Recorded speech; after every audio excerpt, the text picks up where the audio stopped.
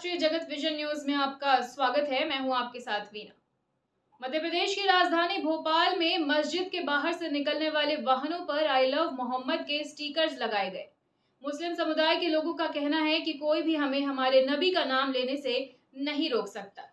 I love Mohammad के sticker के जवाब में यूपी में कुछ अनोखा देखने को मिल रहा है। यहाँ एक बीजेपी नेता ने आई लव योगी आदित्यनाथ लिखकर पोस्टर लगवा दिया है।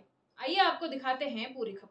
उत्तर प्रदेश से शुरू हुआ आई लव मोहम्मद कैंपेन अब मध्य प्रदेश की राजधानी भोपाल पहुंच चुका है। जुम्मे की नमाज के बाद ताजुल मस्जिद सहित विभिन्न मस्जिदों के बाहर मुस्लिम समाज एकजुट हो गया।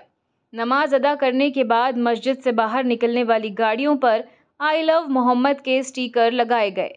मुस्लिम समाज के लोगों ने कहा कि कोई उन्हें अपने नबी का नाम लेने से नहीं रोक सकता। उन्होंने तर्क दिया कि अगर हिंदू अपने राम का नाम लेते हैं तो वे कभी आपत्ति नहीं करते, फिर वे मोहम्मद का नाम क्यों ना लें। स्टिकर लगाने वाले युवकों ने बताया कि अब तक करीब 2000 गाड़ियों पर स्टिकर लगाए जा चुके हैं। ये मुहिम आगे भी जारी रहेगी। इस कैंपेन ने भोपाल में धार्मिक भावनाओं को लेकर चर्चा छेड़ दी है। मुस्लिम समाज ने इसे अपनी आस्था व्यक्त करने का तरीका बताया है। यूपी में आई लव मोहम्मद के पोस्टर और बैनर को लेकर विवाद बढ़ता ही जा रहा है। शुक्रवार को जुमे की नमाज के बाद बरेली में बवाल हुआ। यहां तक कि बवाल के दौरान हुए हंगामे को रोकने के लिए पुलिस को लाठीचार्ज भी करना पड़ा। इसी बीच आई लव मोहम्मद विवाद में पोस्टर वॉर भी चल रहा है। पहले आई लव महादेव के पोस्टर लग रहे थे और अब एक बीजेपी नेता ने आई लव योगी आदित्यनाथ के पोस्टर लगाए। यूपी की राजधानी लखनऊ में बीजेपी के युवा मोर्चा के महामंत्री अमित त्रिपाठी ने पोस्टर लगवाए हैं। इन पोस्टरों पर आई लव श्री योगी आदित्यनाथ जी और आई लव बुलडोजर लिखा है। इन पोस्टरों पर सीएम योगी आदित्यनाथ और अमित त्रिपाठी की फोटो लगी है। बीच में बुलडोजर की फोटो भी है।